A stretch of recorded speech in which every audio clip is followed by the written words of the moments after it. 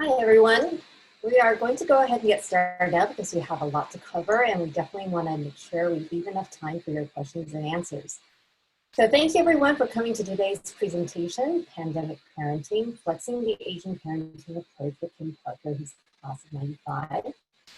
My name is Fong, and I'm delighted to be your host for today's webinar. So the genesis of today's presentations was in several conversations I've been having with parents whose kids are returning back to school. And when I attended a 5-hour-long school board meetings, when parents spoke passionately about the challenges they are facing, whether they desperately wanted their kids to go back to school because they're single parents or working parents who can't work out of the house, or with schools who have, or with students who have ADD or other disabilities that prevent them from successfully engaging in distance learning, to the other end of the spectrum where parents are very anxious about returning back to school at all without viable vaccine. And sometimes they live in 3-generation households, and certainly a lot of Asian families have 3 generations. So there's a lot of challenges, and the Asian parents I spoke to also in particular had difficulty keeping our tiger moms and dragon dads tame as we take meetings and come out to find ourselves yelling at our kids for not focusing on their online classes or finishing their assignments. So without our teachers in the room, our anxieties often roll over and spill over to our children who may be falling behind academically, and it really gets turned into frustration and anger for everyone, and that really impacts everyone's mental health. So college students who are also returning home are facing similar family dynamics and challenges.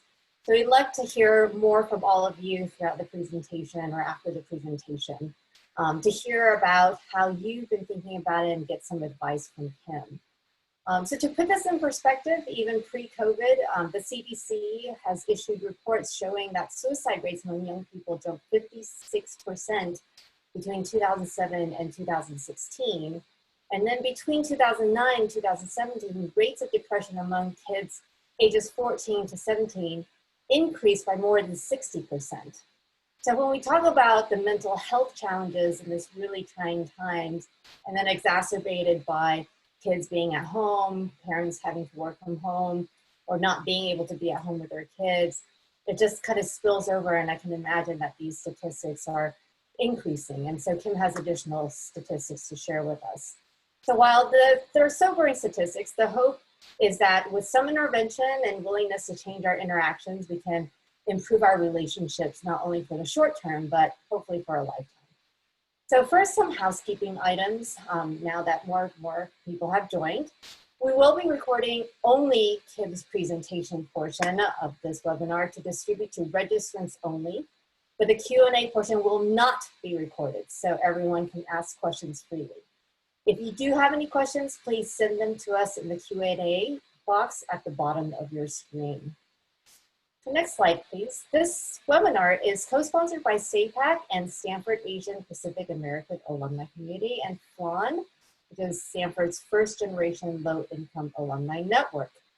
So I'm going to turn it over now to Chris Middleton, who is a FLAN member, to tell us more about these organizations and how you can also become members and get more information about future events. So Chris, over to you. Thanks, Mo.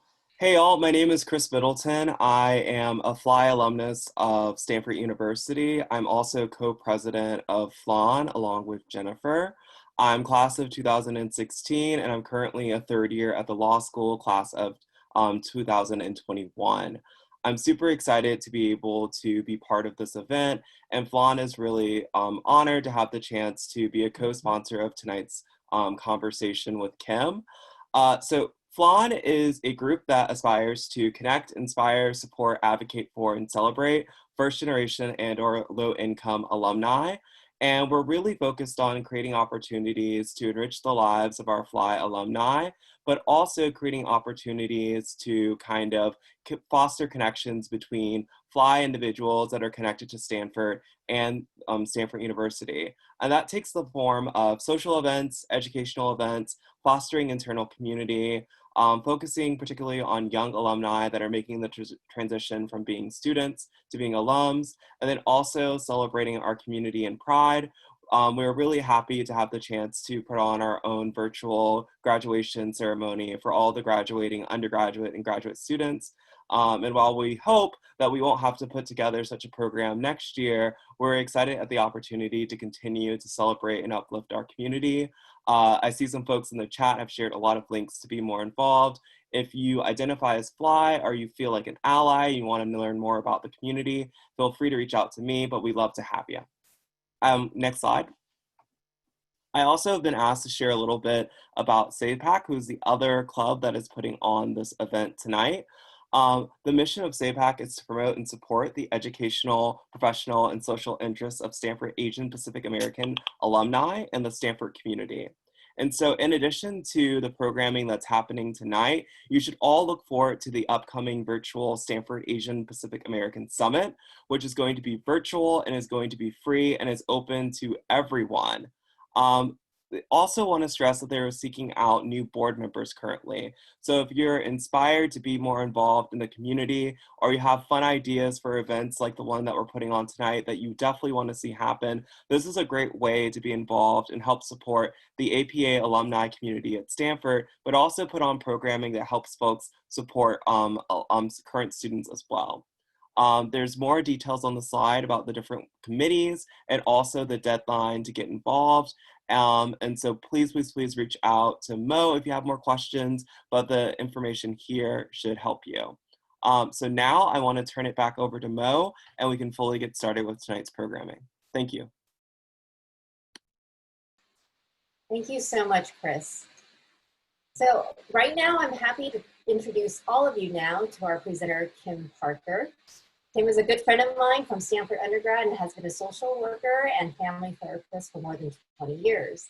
She is also the author of East Meets West, Parenting from the Best of Both Worlds, wife to Philip Parker, who in her words is a white Southerner, and mother to 3 teenage boys.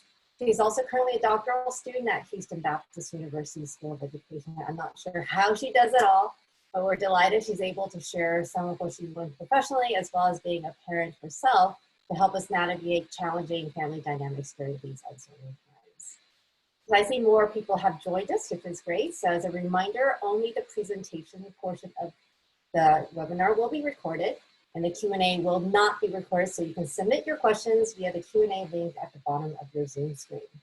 So over to you, Kim. Thank you, Mo. Can y'all hear me okay? All right. Yep. Thank you. Well, I'm not sure that I have done it all, but I will try to share with you all the lessons from my scars and pain and suffering as a parent, as well as a licensed clinical social worker. Thank you for this opportunity to share with you. My presentation will go over 6 aspects. The first is just a brief overview of the pandemic that we are currently experiencing, all the stressors and side effects that go along with that, as well as challenges for students and unique challenges for Asian American students due to our culture. Then we will look at reevaluating some parenting goals that we all might need to do. Then some practical tips on balancing do's and don'ts for parents. In chapter 10 of my book, I review the Thrive mindset, and I will give a brief overview of that, which is modeling emotional quotient or emotional intelligence. And finally, discuss the importance of grace and gratitude in our lives in order to thrive. Next slide. My inspiration for pandemic parenting stems from my parents. This is a picture from 1980, our first year in America as refugees and as immigrants. My parents had to leave everything behind in 1978, 3 years after South Vietnam was conquered, and we became boat people, stranded in the sea, hoping for a new life with some freedom and opportunities for their kids. So my parents left everything behind, actually went on 2 separate voyages, and ended up, my dad and me and my 5 siblings ended up in Malaysia in refugee camps for 11 months until we were sponsored by a Lutheran church in Texas. So as you can see, sort of the pandemic conditions that we are experiencing now, I feel that my parents have already experienced, and lots of immigrants and refugees have already experienced, with no network, no language skills, starting from scratch, everything is new. And that is why we're here today. Next slide. During this really stressful time where we are responding to COVID-19 with shelter-in-place policies and regulations, parents will be spending more time at home, either working from home or just being home with their children. And kids will also be learning online more. This is a change of routine for both sets of people. With more time comes more opportunities to aggravate one another. However, it could also be a positive time. Young children can actually feel safe, secure, and loved just being around their parents more. However, for preteens and teens, which is the age of my 3 kids, and even young adults returning home from college or independent living, this can feel really stressful, depending on the quality of time spent with parents and caregivers, and also on the parents' stress coping skills. 20%, roughly 20% of Americans are currently unemployed or furloughed, according to some recent statistics. In addition, fear is skyrocketing from a scale of 1 to 10. One study of over 10,000 adults have indicated that the majority have indicated a scale of 7 on the scale of 1 to 10 in terms of experiencing fear. Also, mental health issues have arisen, especially the prevalence of stress and trauma disorders like depression, anxiety, and even suicide rates have gone up in the last 4 months. I don't have time to go over all the statistics and studies, but I will include my email at the end if you're really interested in those. Next slide.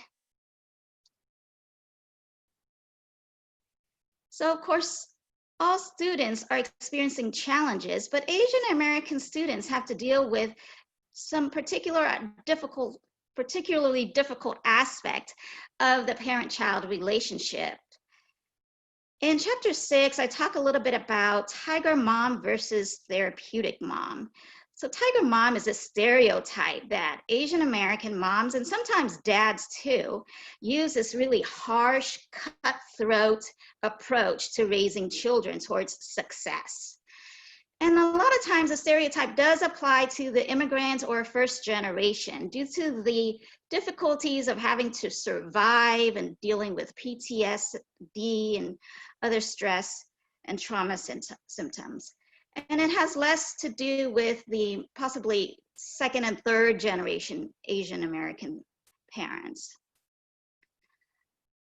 In addition to being only 6% of America, Asian Americans also have to cope with the usual developmental stage of belonging to a group, to the community, and the larger culture. And sometimes parents might not view this as an important need for their children.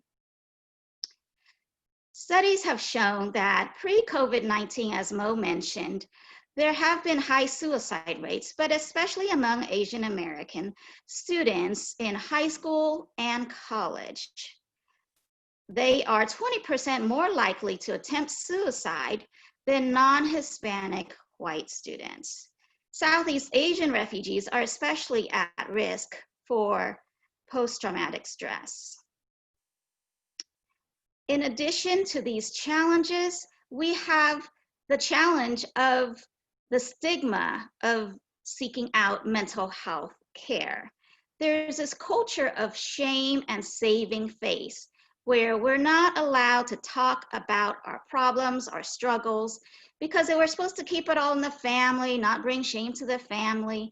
And that adds even more stress to the children as well as the parents when they actually need the help and are not able to feel comfortable reaching out. Asian Americans in general are 3 times less likely to seek mental health services than other demographic groups. Next slide. So this is an important time right now for all of us to, if you're a parent, to reevaluate your goals. If you're like me, you probably want your children to avoid making the mistakes that you made. We want to lecture, advise, tell them, even do it for them so that they don't fail. However, our life did not quite turn out exactly as we imagined many years ago, isn't that right? There's so many things we cannot control. And life is just full of twists and turns and surprises. What kind of relationship, parents, do you want with your children? And if you're a child, what kind of relationship are you looking for with your parents? What does success look like in your eyes? My family and I went to a wedding this weekend up in the Dallas, Texas area. The minister at the wedding said to the young groom, "You can be happy or you can be right, but you can't be both. Choose which kind of husband you want to be." I was so happy that my 3 boys were sitting there listening to this. But this situation actually does apply to the parent-child relationship too. Parents, do you want a talented, genius kid with a secret drug addiction?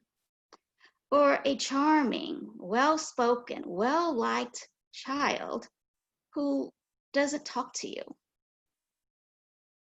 And how do you balance all of these obligations that we have, either as students or even as parents? This is a good time to reevaluate our priorities. If you have the means, I say by all means, pay for in-home domestic help. I need a lot of that right now, actually. Also, daycare for young children, in-home support, tutoring, extracurriculars, whatever. If you're able to fork out that extra money for help, I say do it. However, some of us are not able to. And if you find yourself short on patience with your kids, it's a time to look at some of your commitments, maybe drop some, lower your expectations, and enjoy your child. Next slide.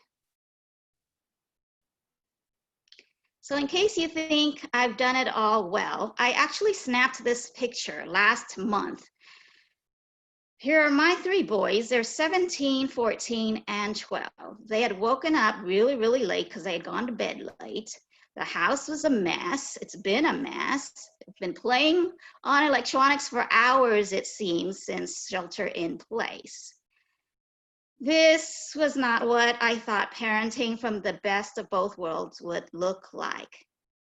And yet, despite all of this, my youngest would ask, "Mom, can we play electronics? We're going to do brotherly Minecraft."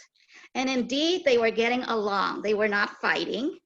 They have not experienced very much anxiety during these few months. And I have to look at the positive that during challenging times, we need to change some of our perspective. Take this opportunity, parents, to bond with your kids. Play games with them, enjoy their presence. Encourage them, yes, to go outside, play outside with friends with masks on, go swimming, walk the dog, even serve others. Connecting with friends online. Actually, my kids have been able to go to math camp with their masks on, as well as chess camps. So I find every opportunity I can for them to still have a childhood and be kids despite these challenging times. Next slide. But let's talk about some parenting do's and don'ts. One of the things that Asian American parents in particular, and parents that are just parenting from a survival mode tend to do, is we treat our child like a project. They're all about grades, manners, and chores. However, your child is not a project. They are a person with feelings and thoughts, individuality. Get to know them, converse with them. They are not here to fulfill you. Parents, we need to take care of ourselves so that we don't stress out our kids. We need to have our own adult goals and our own adult life and ways of coping besides what our child is doing and how they're performing. Rule of thumb is relationship over rules. It would be nice to have a great relationship as well as the children abiding by all the rules, doing all the right things, applying to colleges on time and all of that. However, if you had to forego one of those, I would suggest keep the relationship, fudge a little bit on the rules. One of the things I really had to learn the hard way is to not display frequent anger while disciplining. This has been a tough lesson for me. Instead, we can use calm, empathic tone and lots of patience to guide our kids and to keep that relationship. Frequent anger display, although it's a natural emotion, and parents, we have a lot of stressors, a lot of frustrations. Frequent anger display tends to alienate our kids from us, and that diminishes our ability to influence them. Finally, we don't want to freak out. Instead, we need to actually live our faith and our values in full view of our children. I know this is really hard to do. So if you need help, professional help, by all means, go get some help. In my counseling office, that is one of the first things I tell my clients is that I have sat where you're sitting. I have gotten professional help. And sometimes I need that. And sometimes we all need that. And maybe in the future, I might need that. That is just a part of life. If your children needs help, whether they're struggling with depression, ADHD, or having meltdowns, like some of my friends have called me about their kids having meltdowns and not handling this situation, this pandemic responds very well. By all means, be your child's ally. Get them mental health care if necessary. If you're a good Christian, like some of us try to be, we need to model our faith in God, that He is good and He does love us and loves our children. Next slide. In chapter 10 of my book, I go a little bit more into the Thrive mindset. This is a figure that my brother helped to diagram for me, but it came from the idea in a counseling session. I often provide psychoeducation to my clients about their stressors and their triggers. So there was this family with two girls, about 9 and 10 years old at the time. One of the girls was adopted, and they were having constant sibling rivalry and jealousy issues, as is normal with most families, or all families, I should say, with siblings. And I was educating them about what their go-to mechanism is when they get stressed, when they feel threatened. Do they tend to fight, which is using aggressive words, putting people down, angry voice, hitting? Or do they tend to do the flight, which is fleeing away from the situation, just disappearing, not even being there? Or do they have a tendency to freeze, which is what my husband tends to do when I stress him out? This is when the person disassociates, zones you out. They're there in person, but they're too sleepy. They don't hear. They're constantly forgetful, or they're constantly not feeling well. None of these are actually wrong or bad behaviors, because it's our body's way of dealing with excessive stress and threats.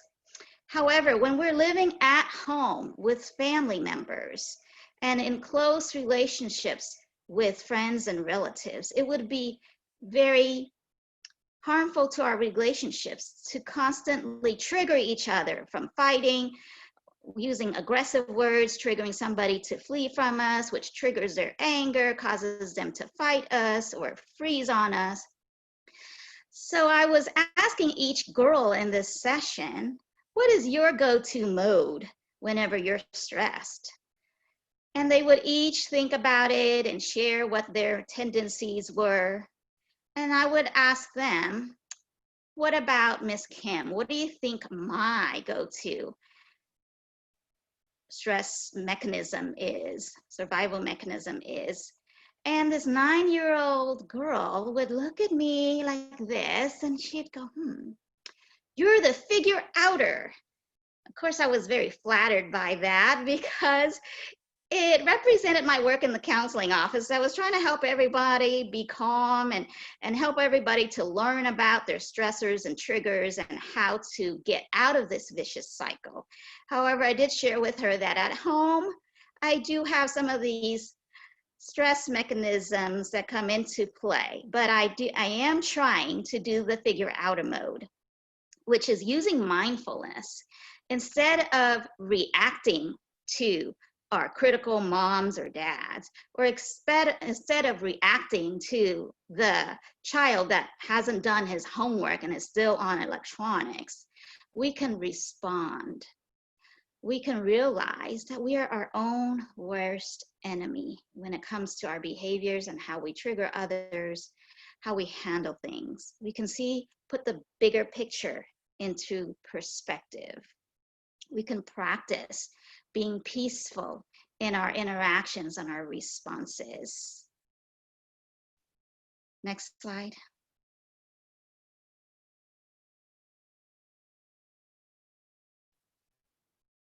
Grace is about kindness, and it really needs the growth mindset or the thrive mindset.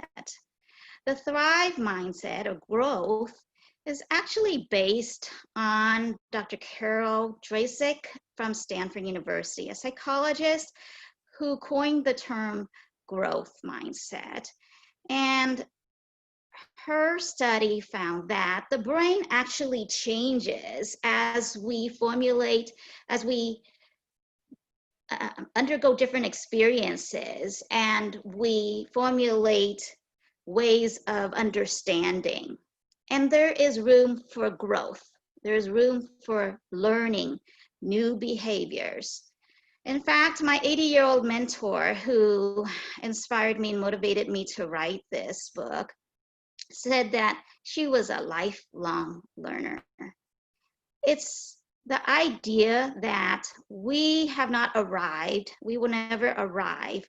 It's not about black and white versus right way to do things, what's the right college, the right degree at the right timeline. In fact, life is so, like I mentioned earlier, so full of so many twists and turns that I've actually been learning a lot from my own kids. Grace is about forgiving ourselves for the mistakes that we have made and we're going to make, big and small. It's so important for us as adults and influencers especially parents, to be approachable to kids. When we're wrong, when we've hurt their feelings, when I've snapped at them out of anger, apologize. I've had to ask my kids for forgiveness many more times than I would like to admit. When you're wrong, just go ahead and apologize, ask for forgiveness so that they find you authentic and not this hard person that they have to be a certain way around. And then they develop this sneaky personality or life that you had no idea, but that's how they cope. The more approachable we are as parents, the more we're able to connect with our children and influence them through other ways. However, it is so true that we're never going to do this completely right. There's going to be cultural factors and generational gaps to consider. I remember my dad, when I was growing up, saying he had to change 180 degrees. And yet I found myself in the counseling sessions comforting my clients and letting them know that actually I did not have the greatest parenting environment either, the greatest childhood experience either. In fact, I've thrown away 80% of how my parents parented me and related to me. But the 20% that was right, that was good, the sacrifices that they made to raise me up, to have certain success as despite it being oppressive in certain situations, it allowed me to learn and grow and form who I am today. It allowed me to find my 80%, my own individuality. And so parents, give yourself a break. You're gonna do so much and think this is the right way to do things. And then your children are gonna still disrespect you anyways when they become teenagers, which is the stage I'm in right now. And they're still going to bring up your faults, but let them bring up your faults. In fact, to prepare for this talk, I asked each of my 3 boys individually, what are 3 things that I have done right as a mom that you appreciate about me as a mom? And what is one thing that I can improve on? And one of my sons just complimented me in 3 different ways. I felt so good. And then when I asked him about ways of improving, he would say, ask better questions. And of course, another son, when I was trying to have this talk with them, says, nope, not talking, don't want to talk. But at least they're given the opportunity to. And students, if you have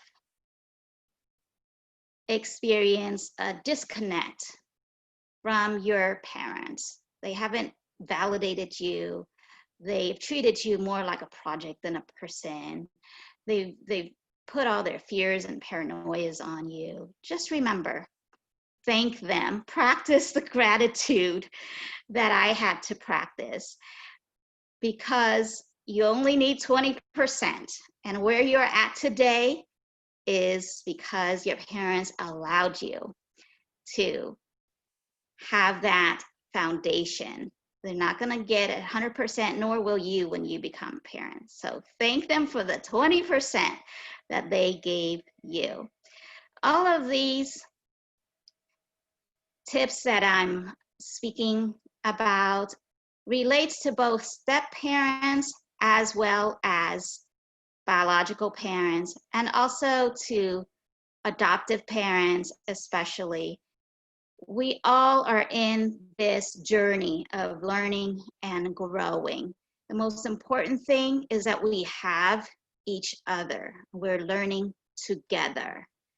As my husband mentioned when I was going over this talk with him, the news can be very depressing, and it could be instill a lot of fear for us. We want to be educated, we want to be on the know, but at the same time, and we want to be honest with our kids about some of our stressors if we're not handling things well, if we're feeling afraid or worried. It's okay to be open and honest with our kids. However, let's stress the message that we are in this together as a family. Together, we will get through these times. Next slide.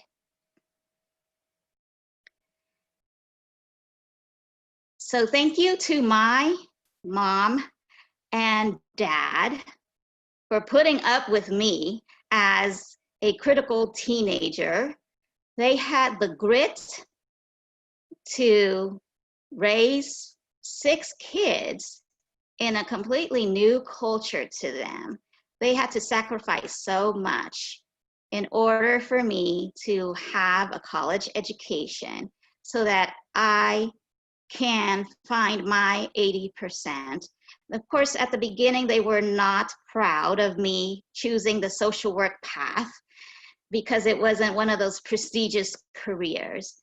But now, as you can see, they've changed some of their ways too. So thanks to my mom and dad, whom I dedicate this book to. Thank you so much, Kim. That was a great presentation. And now we're going to go into a Q&A session. So please put your questions at the bottom of the Q&A box. So you click on that and enter in your questions. We are going to stop recording now so everyone can ask questions and hear the responses.